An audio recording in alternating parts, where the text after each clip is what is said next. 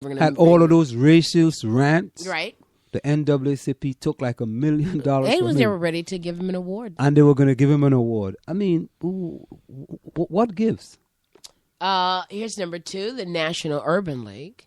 The National Urban League bought into a similar Monsanto scheme. Back in 2011, authorities at the National Urban League convention in Boston praised the likes of Microsoft founder Bill Gates.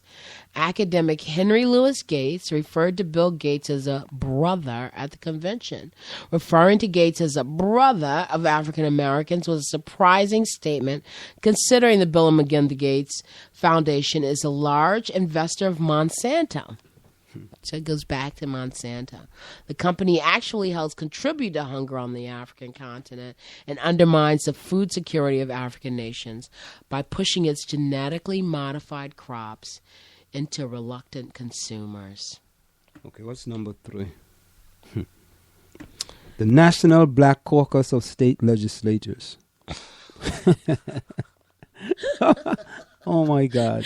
This is not a laughing matter. Laugh, but you have to laugh so you don't cry.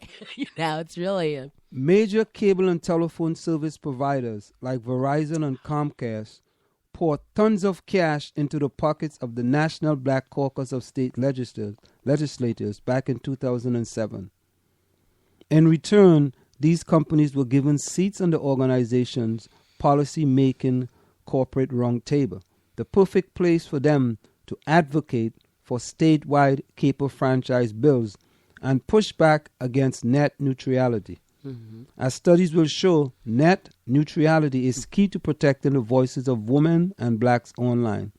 The tech space already poses incredibly high barriers to entry for both groups, and net neutrality will only reinforce that wall. Isn't this stuff? Yes and no, but that you got to follow the money. This is why I wanted to be a journalist, I think, because I would have just. I like looking for stuff like that, and I probably could. It's probably all this is old news. So what's number 4? Number 4, Minority Media and Telecommunications. It's Council. all the bigwigs, If any organization was supposed to be pushing for net neutrality and the security of minority voices online, it was the Minority Media and Telecommunications Council. Who's in that picture? Is that Jesse Jackson in that picture? Of course it's Jesse Jackson. Look at that.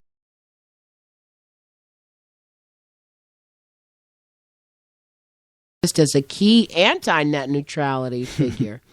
In fact, the organization coordinated as many of the anti-net neutrality findings that were sent to the Federal Communications Commission this year.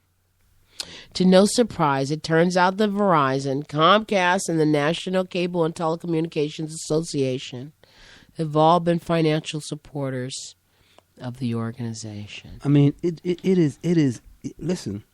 It is absolutely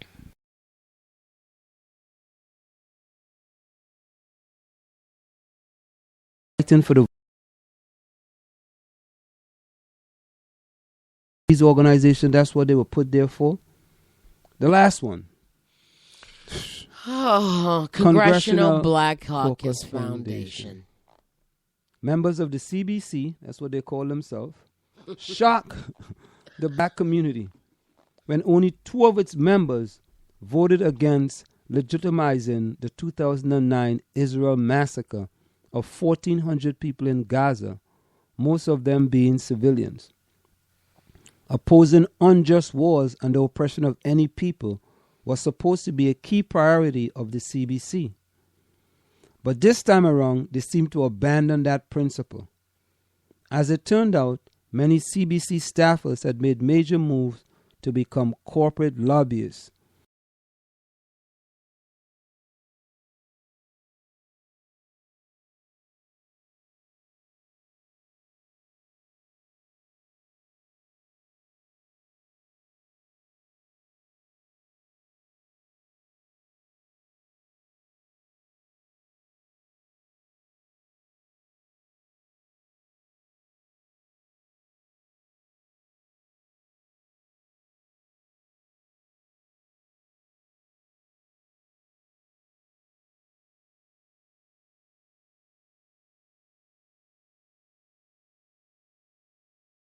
anybody's name generally. Mm-hmm.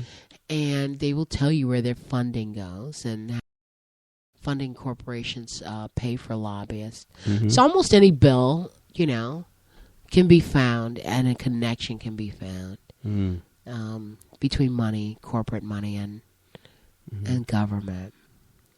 And people, and they also issue information about the revolving doors where people who were once in government, either they leave their jobs or a new administration comes in. A lot of appointed employees, not civil servants generally, but appointed employees leave one, building and take their Rolodex or their stack of names, and they move into the lobbying firms and go back with their information secrets and help write policy that way.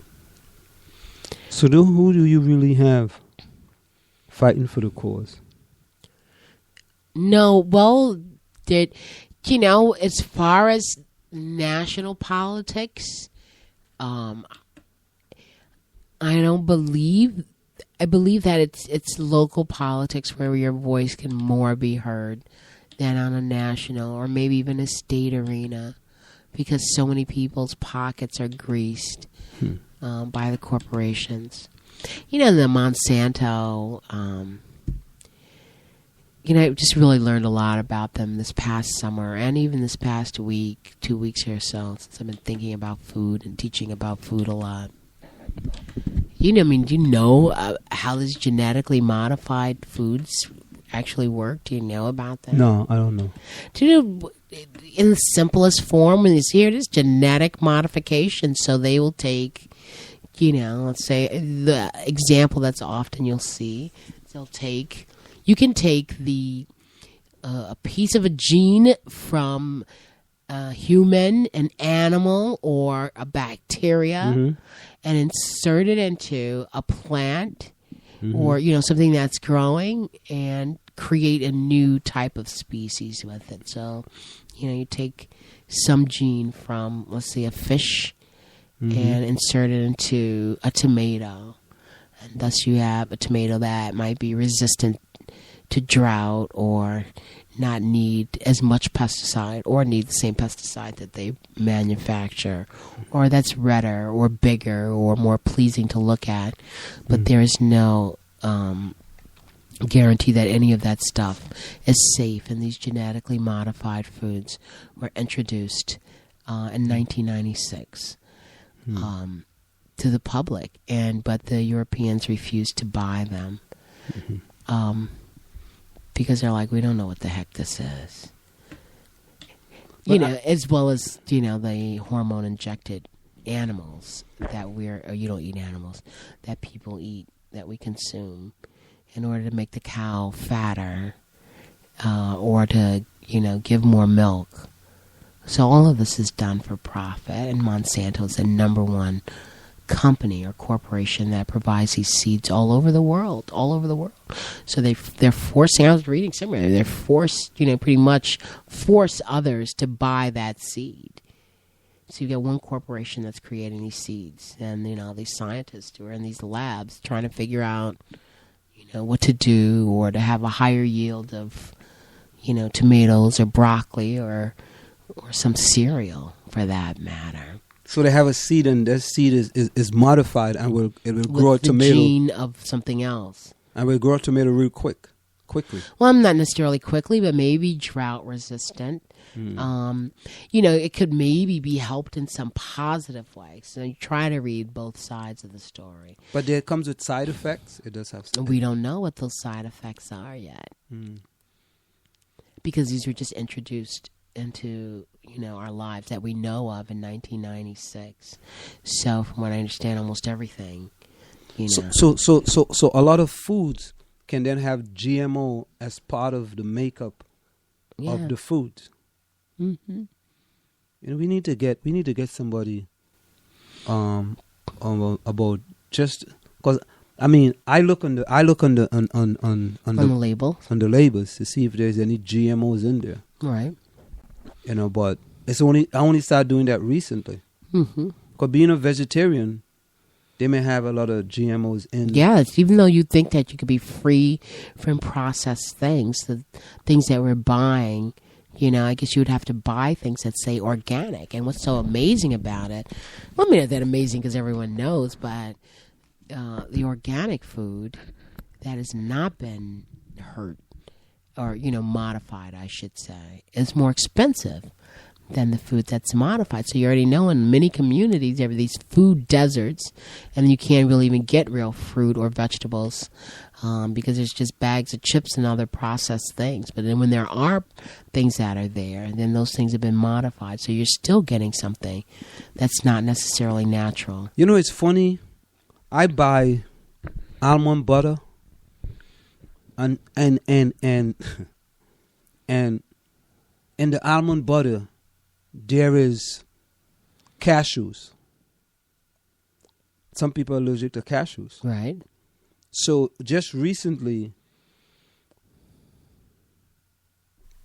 Trader Joe's had to put up a sign that says that there is a minimum amount of cashews in the almond butter. I guess what happens is that they're making the almond butter on the same conveyor belt or whatever, yeah, as they're making, the almond butter. There's cashew making. They might be making cashew, whatever. I mean, first of all, some of these things that are thrown in, we're not really sure. I mean, we were driving, and we stopped at some place, some road stop, typical road stop in the United States. And my daughter grabbed the sandwich. My daughter has got a very discerning nose and is very food aware of things.